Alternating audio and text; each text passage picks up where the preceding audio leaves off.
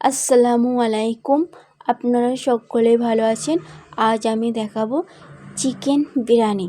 প্রথমে গামলায় আমি দিয়ে দিয়েছি চিকেনের ঝোল আর কিছুটা ঘি।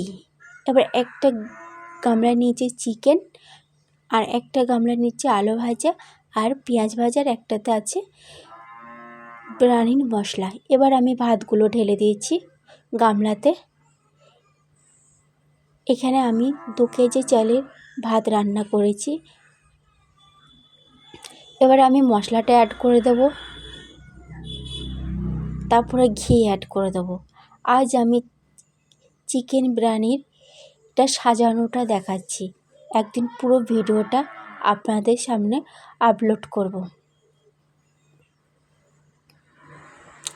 এবার আমি পেঁয়াজ ভাজাগুলো দিয়ে দিচ্ছি,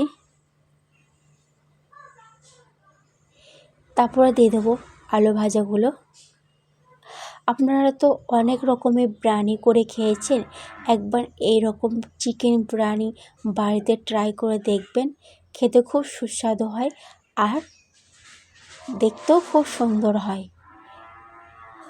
আমাদের বাড়িতে যখন চিকেন বিরিয়ানি হয় তখন ভাতের পরিমাণটা অনেকটাই করতে হয়, কারণ বাড়ির বিরিয়ানিটা খেতে খুব ভালোবাসে, তাই অনেকটা পরিমাণ আমাকে রান্না করতে হয়। আবারও আমি ভাত ঢেলে দিচ্ছি। এভাবেই আমি সাজিয়ে নেব বিরিয়ানিটা। এই চিকেন বিরিয়ানিটা যদি আপনাদের ভালো লেগে থাকে, লাইক কমেন্ট শেয়ার করে দেবেন। আর আপনারা কে কেমন বিরিয়ানি করেন সেটাকেও আমাকে কমেন্টে জানাবেন। বিরিয়ানিটা আমার সাজানো হয়ে এসেছে প্রায়। এবার আমি 4 জায়গায় গর্ত করে দিয়েছি হালকা হালকা, সেগুলোয় আমি বেশি করে ঘি দিয়ে দিয়েছি।